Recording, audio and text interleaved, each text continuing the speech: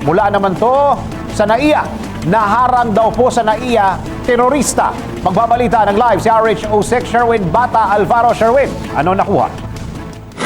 Dennis, naharang namang operatibo ng Bureau of Immigration ang pagpasok sa bansa ng isang Pakistani na hinihinalang miyembro ng teroristang grupong Al-Qaeda.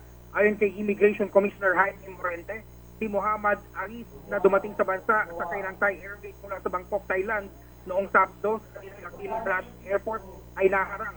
Napatid na nasa listahan ng blacklisted alien ang dayuhan at nasa listahan din ng hinihinalang mga terorista. Dahil dito agad na pinabiyahe pabalik ng kanyang origination flight itong si Arif.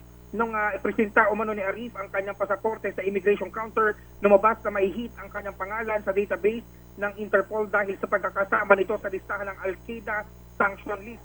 Lumabas din sa database ng Bureau of Immigration na ang nasabing Pakistani ay kasama sa blacklist order na inusyupan ni dating Immigration Chief Ricardo David noong September 2011 dahil sa pagiging miyembro ng Al-Qaeda.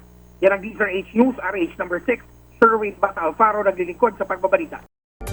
I-like po ang page ng DZRH News Television para updated at i-share ang trending news na balitang ito para mas marami ang makabalita. At mag-comment para alam namin ang opinion mo.